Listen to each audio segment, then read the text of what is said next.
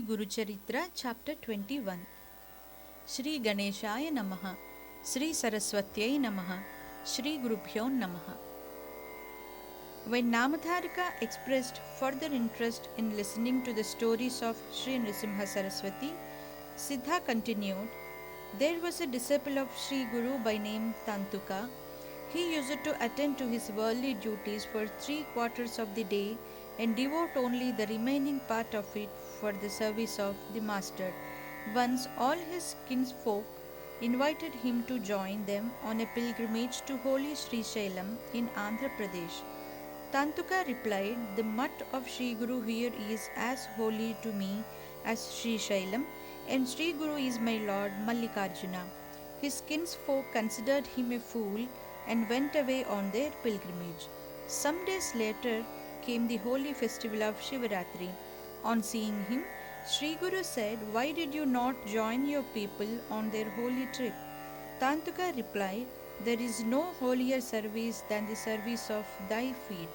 Not knowing this, these people rush about to places of pilgrimage in delusion. The Lord said, my son, it is not so. Even though the Supreme Lord is all pervading, His presence can more keenly be realized in the holy places. In those places which were sanctified by the austerities of great saints down the ages, the Lord responds to the devotees' call more readily. Therefore, people can achieve the goal of their devotion much more easily in such places. Having perfected and liberated themselves, the Mahatmas help others to do so by the power of their austerities.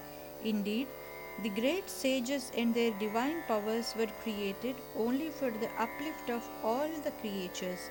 Even the dust of the places where they move about is made so holy that it can bless people in their spiritual endeavors. That is why people go to such places on pilgrimage. Now I shall show you such holy places. Then Sri Guru made Tantuka wear his own sandals and commanded him to close his eyes for a while and open them again. The latter found that both of them had reached Sri Shailam in a moment through the yogic power of the Master. Then the latter told Tantuka to witness the holy place and duly perform all the rituals of the pilgrimage like shaving, bathing, and taking darshan of Lord Mallikarjuna, the presiding deity of the place. There his kinsfolk met him and said in astonishment, when we invited you, you refused to join us. How then could you be here by the time we reached here? Tantuka told them that it was rendered possible by the grace of Sri Guru, but they could not believe it. When he took darshan of Lord Mallikarjuna in the temple, he saw the form of Sri Guru in the Shivalinga there. After finishing his ritual worship, he returned to his master and said, Sir, even in this holy place you alone are present. People do not recognize you for what you are and, in their ignorance, search for the Lord here and there. You are indeed all pervading. Sri Guru replied, indeed, the self is all pervading and yet it manifests itself differently in different places. This holy place is capable of bestowing liberation on the devout. I shall recount a famous anecdote to illustrate the point. In the land of Kiratas, there was a king named Vimarshana. He was kind hearted and devoted to the gods and pious Brahmins. Even though he earned the merit of worshipping Lord Shiva in his previous birth, owing to certain misdeeds of that life, he used to eat and drink all those things which are prohibited by Shastras, and he led a profligate life. Once his wife asked him, Lord, with all your vices, how could you come to have such deep faith in Lord Shiva? The king replied, in one of my previous lives, I was a dog in the city of Pampa. On a holy Shivaratri, I happened to go to the temple of Shiva. The devotees who assembled there beat me severely, and I died there and then and there. By the merit of dying in the presence of Lord Shiva on such a holy day, I am now born in a royal family. All the beastly traits which you see now in me derive from my previous existence as a dog. Those subtle tendencies in me cannot but manifest themselves. Then the queen persuaded him to enlighten her about her own previous life. He said that in that life she was a female pigeon at holy Sri Shailam. As a result of your lifelong stay at such a holy place, you have now become my queen. Then she asked him about the future lives of them both. He said, in the next life I shall be born as the prince of the kingdom of Sindhu, and you shall be born in the royal family of the land of Sanjaya, and we shall be united in marriage. In the life after that, I shall be the king of Saurashtra, and you, born as the princess of Kalinga, shall be my queen. In the third birth, hence, I shall be the king of Gandhara, and you, as the princess of Magadha, will be my queen. In the fourth birth, I shall be the king of Avanti, and you, as the princess of Dasadna, will be my queen. In the fifth life, I shall be the king named Ananta, and you, as the daughter of King Yayati, will be my wife. In the sixth life, I shall be very handsome king of Pandya, and you, as the virtuous princess of Vidarbha, will marry me. In that life, we will enjoy kingly pleasures and perform many great religious sacrifices. In the seventh birth, we will attain liberation by the grace of sage Agastya. In this manner, even animals and birds will attain to higher states of existence.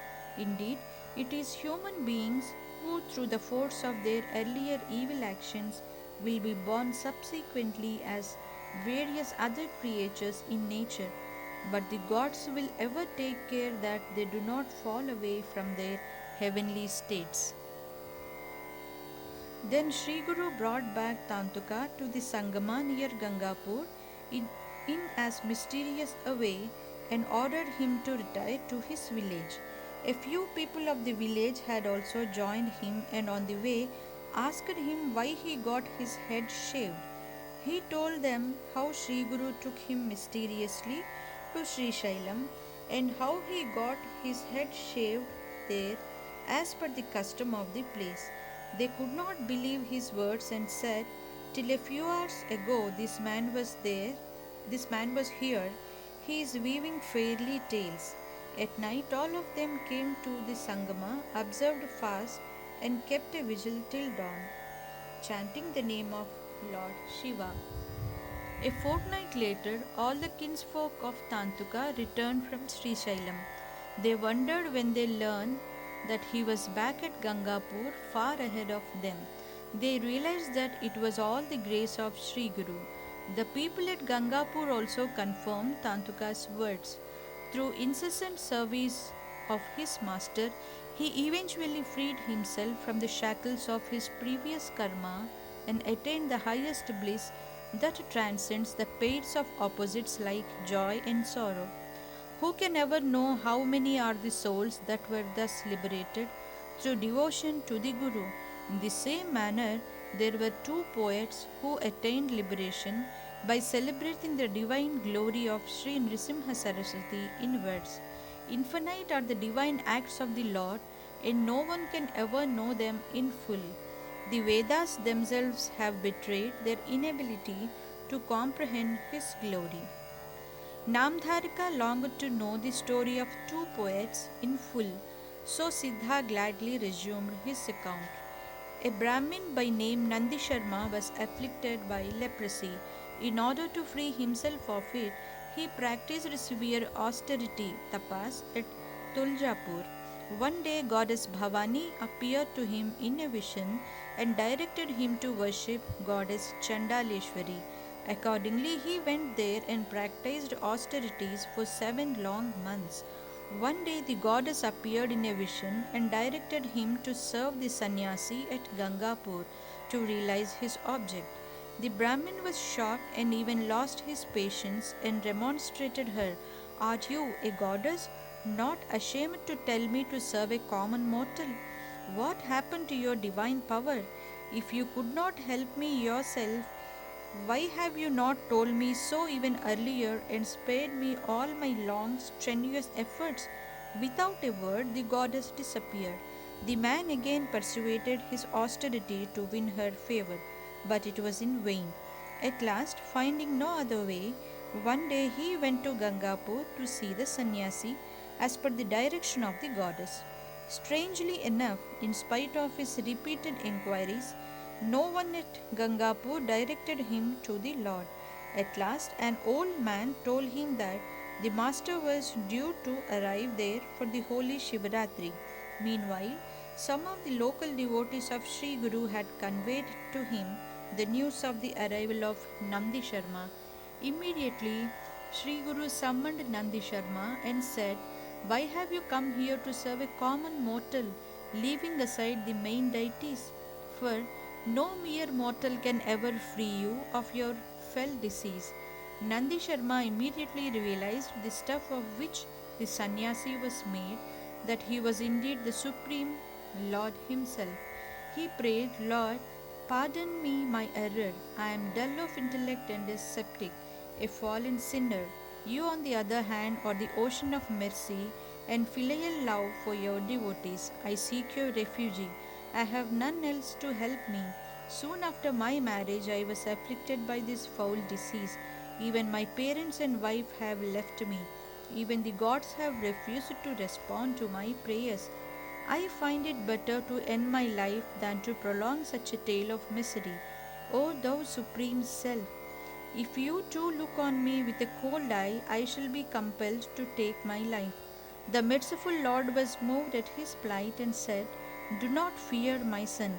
This disease is a result of your previous sins, which can be washed off only through patient endurance.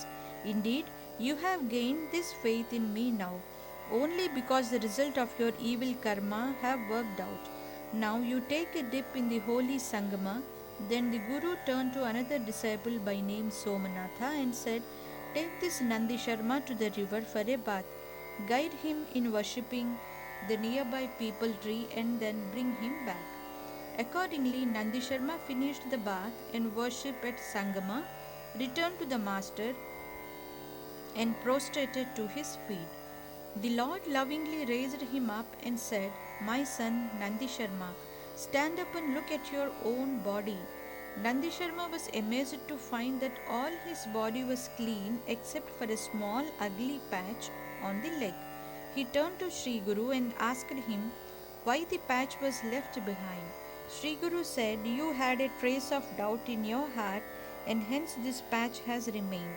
Nandi Sharma bowed to him and prayed earnestly, "O Supreme Lord, is it possible that a man should drink ambrosia, and yet, simply because he mistakes it to be water, that he could not be subject to death?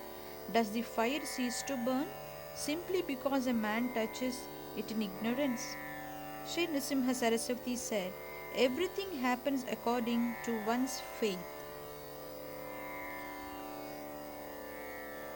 If a man loses his sight through his own fault, can he see the sun?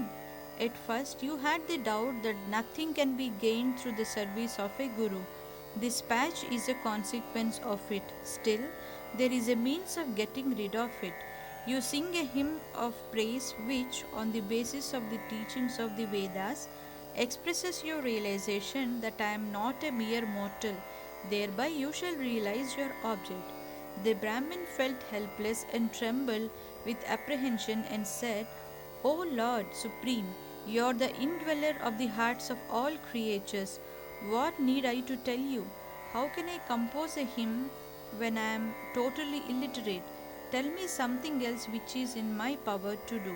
Sri Guru said, "My son, just as the tusk which has grown out of the elephant's mouth cannot be withdrawn to its root, the words I have uttered cannot be taken back. You must do as you are told." At once, great learning and poetic ability welled up in Nandi Sharma's heart. Love and reverence for the Guru had clothed his heart, and he commenced singing his hymn in a trembling voice, "O Supreme Lord, Thou art that reality. You are the doer, sustainer, and eternal witness, the true self of all. You have projected all creatures from the three modes of Prakriti, nature, and thereby projected the whole universe of things, both the moving and unmoving. Among all the sentient creatures, only a human being is fit for enlightenment. Even he is deluded by thy power of Maya. He is enmeshed in the web of motives and, in consequence of his sins, wanders about amidst the horrors of hell, and he cannot free himself even in the course of the vast cosmic epochs. Even if his soul passes to higher realms of existence by the force of his virtuous deeds, as soon as their effects are worked out, he falls back to the realm of the moon. There he feeds himself of food and takes the form of sperm. At the time of conjugal union of his prospective parents, he merges with the oval secretion of the mother to be and settles down in her womb. There he stays for a day in the form of a thick fluid, and for the next 5 days he assumes the form of a bubble. After 18 more days, he assumes a more solid form. In a month's time, he grows more solid. In the course of months, he develops the various parts of the physical body, such as a head in the first month, neck in the third month, skin, nails, and hair in the fourth. From the fifth month onwards, the orifices like nostrils, ears, and mouth appear. Movement starts in the seventh. In the eighth month, intellect starts manifesting itself. Thus, by the ninth month, his body is fully formed and he takes birth. Then he grows and dies, and thus passes on from womb to womb endlessly. I have passed through all this gamut of experiences in this life. Am illiterate, old, deceased, and was in despair. O Lord, may you uplift me. I shall ever worship you henceforth. O Lord, owing to the pulsations of the womb, the human being emanates from it and at once loses his understanding and is deluded. During his infancy, he has no freedom, nor can he communicate his agony to others. He loses sight of the very idea of winning his way to higher states of spiritual existence. During his boyhood, he forgets himself in the play, and in youth, he is totally preoccupied with sexual drives. Blind to all good and bad, he is engulfed in a hectic pursuit of sensual pleasures like a beast. In old age, he will be obsessed with the fear of approaching death. He is overtaken by illness like cough and breathing troubles. Finally, he dies without gaining any mastery over his senses. In this way, a clear half of the whole span of man's life is spent away idly in night and sleep. Major portions of what is left are wasted in play during boyhood and worldly occupations in the middle age. In old age, he is not free but is dependent on others. Thus, the precious human life is wasted away. Human life proves worthwhile only through the devotion to you and through association with the wise and the devout. Therefore, may you bless me with faith in you and worthy association all my life. Then Nandi Sharma turned to the people who gathered there and said, O my brothers and sisters, Sri Guru, who is right in front of us, is the Supreme Lord Himself and not a common mortal as He looks. Those of you who wish to gain your welfare would do well to take refuge in Him, either through the practice of yoga or through listening to and meditating on His teaching. The Lord ever abides by those who are thus devoted to Him, for He can be won over only through faith. The Brahmin again turned to the Guru, exclaiming, O thou Supreme Lord, even the Vedas have failed to describe thy glory. Indeed, no one can enumerate thy glories, which are infinite and are above the power of speech and mind to comprehend. When he finally bowed down in reverence, he found that even the little patch of dirty skin on his body had been cleared. Then, at the instruction of the Guru, he came away to Gangapur along with his wife, lived there for long, and recorded the divine acts of Sri Guru. One day, Nandi Sharma read out his verses to another poet named Narakesari, living in a nearby village. The latter was an ardent devotee of Lord Shiva, and he believed that the god alone are worthy of adoration and worship. It was his vow to compose verses in praise of Lord Kaleshwara, as the Lord Shiva was called in the local temple every day. So he appreciated the poetry of Nandi Sharma's verses but objected to the glorification of a common mortal like Sri Nrsimha Saraswati. Later in the day, during his daily worship of Lord Kaleshwara, when he was meditating on the linga, Sri Guru appeared in that form, laughed, and taunted him, saying, "Where is your Lord Kaleshwara?" So he quickly concluded his meditation and rushed for darshan of the Lord at Gangapur. There, as he began to sing the 5 verses he had composed in his praise, Sri Guru said to him, "Why do you set aside the Supreme Lord and glorify a common mortal?" Amazed, Narakeshari replied, "Lord, I have indeed mistaken you for a common mortal. May you shower your mercy on me, dispel my ignorance, and grant me true wisdom. My delusion is now dispelled, and the merit of all my previous acts of austerity has borne fruits in this moment. May you accept me as your disciple and bless me." Sri Guru was pleased with the devotion of the visitor, gave him a comment, and said, "You continue to worship Lord Kaleshwara at your place, for I myself am there in that form." Narakesari submitted, "My lord, I am not to forego your immediate presence. Bless me with the good fortune of serving you. Without much difficulty I have gained you, who are the divine, wish fulfilling cow, Kamadhenu. I am the humblest of your disciples. May you not be indifferent to my plea." The merciful Lord then accepted him as his disciple and bestowed of him the bliss of self realization. Thus, Narakesari also served the Master for long by singing his glory in his poems. Sri Dattaya Gurave Namaha. Sri Sripada Sri Vallabhaye Namaha. Sri Nrisimha Saraswatyai Namaha.